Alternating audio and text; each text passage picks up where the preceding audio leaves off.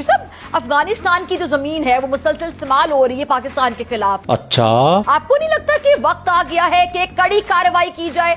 नहीं, इस अमल को रोकने के लिए बगैर कोई वक्त जाया किए इस कार्रवाई को किया जाए। क्यों नहीं? आज मुल्क में इंतहाई अफसोसनाक दहशतगर्दी का वाकया पेश आया।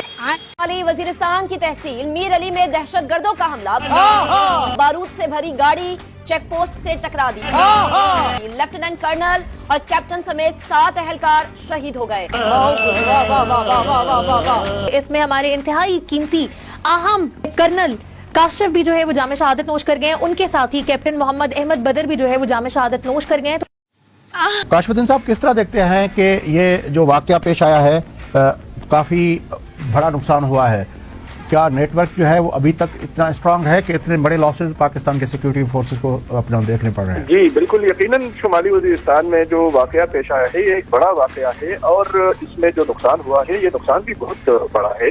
लेफ्टिनेंट कर्नल भी इसमें शहीद हो गए हैं, कैप्टन भी इसमें शहीद हो गए हैं और शुमाली वजीरिस्तान में ये पहला वाकया नहीं है बल्कि काफी अरसे से वहाँ पर सिक्योरिटी फोर्सेस को निशाना बनाया जाता है। अहम खबर दे रहे हैं आपको, पाकिस्तान का टीटीपी के महफूज ठिकानों के खिलाफ ऑपरेशन। पाकिस्तान के अफगानिस्तान के अंदर पाकिस्तान ने अफगानिस्तान के अंदर एयर स्ट्राइक्स कंडक्ट की हैं, यानी पाकिस्तान की तरफ से अफगानिस्तान पर हमला किया गया है। खबरें ये आ रही हैं कि वहां पर टीटीपी के जो बड़े लीडर्स थे उनके घरों को, उनके ठिकानों को निशाना बनाया गया है। क्या है, यानी क्या पाकिस्तान और अफगानिस्तान के जो ताल्लुकात हैं वो अब बहुत ज्यादा खराब होने जा रहे हैं? वैसे तो पाकिस्तान और ताल्लुकात के खराब अच्छे नहीं हैं, ये आप जानते हैं। हाँ भाई हाँ।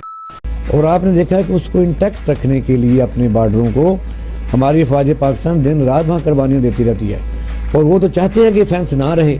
पर हालांकि जो फेंस जब लगाई गई थी और बड़ी आप हैरान रहेंगे, डबल फेंस है, यानी दरमियान में नो मैन लैंड है। खर्चा भी सारा हमने किया है, सोलर एनर्जी हो या बिजली हो वो हमने ही प्रोवाइड किया है, उसका बिल भी हम ही दे रहे हैं अपने पेट काट के।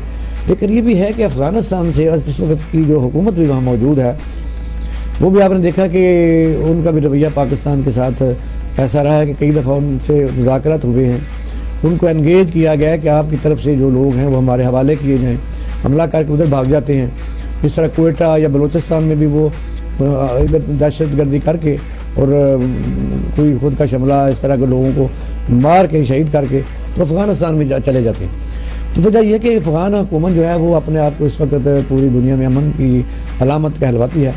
लेकिन आपने देखा कि बड़ा अफसोस है कि अफ़गानिस्तान की जो हुकूमत के इस वक्त ही करता धरता है, बल्कि मुझे तब भी याद है कि करज़ई था, बुरहानुद्दीन थे, ये सारे इनके लोग इस्लामाबाद में मुख्तलिफ सेक्टर में रहते थे और हमने उनकी जान की हिफाजत की, उनको रोटी दी, उनको खुराक दी, यानी अंसार मदीना वाला आप कह सकते हैं कि वो उनके साथ सलूक किया, लेकिन बदले में वो इस बात से बाज नहीं आते।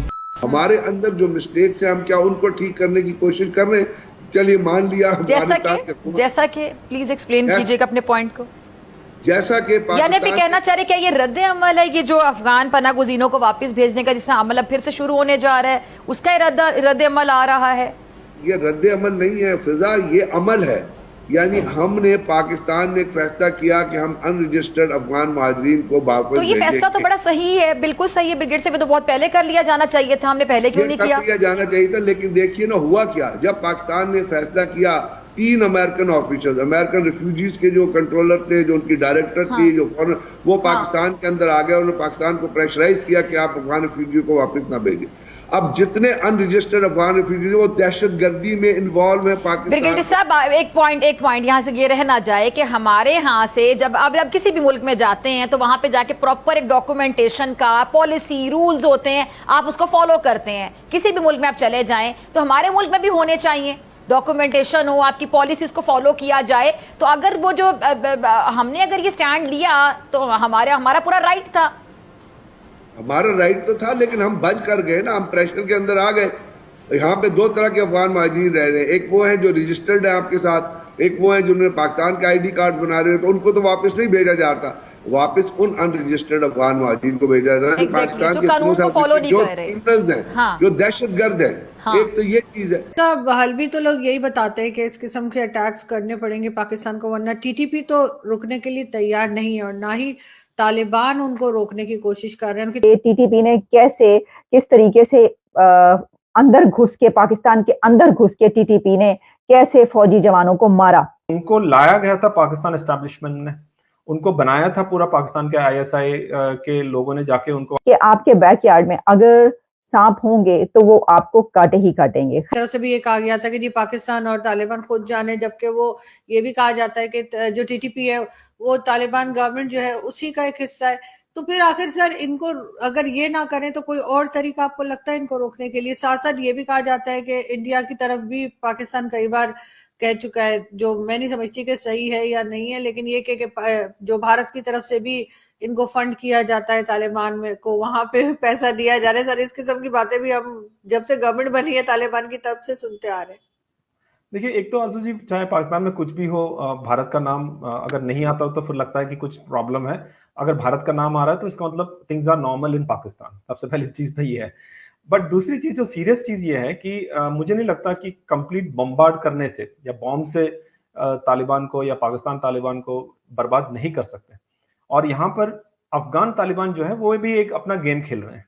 कारण उसका यह है कि उनको लाया गया था पाकिस्तान एस्टैब्लिशमेंट ने, उनको बनाया था पूरा पाकिस्तान के आईएसआई के लोगों ने जाके उनको वहां पर काफी फेमस चाय पिया और बोला कि अब हमारे कंट्रोल में है। और किस तरह से जो पाकिस्तान ने पूरी सपोर्ट किया उनको, पूरे वो जो जब भी जितनी भी जंग हुई थी। लेकिन जैसे ही खत्म हुआ, पाकिस्तान को लगा कि अफगान तालिबान जो है वो इनके कहने के पूरे जैसे ये कहेंगे वैसे सुनेंगे। लेकिन वो हुआ नहीं।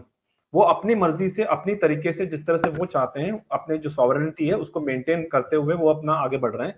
जबकि उनको एक बहुत बड़ी कीमत भी देनी पड़ रही है, क्योंकि मेरे ख्याल से पाकिस्तान एक अकेला देश था या मुल्क था जो कि उनको थोड़ा बहुत भी सपोर्ट कर रहा था।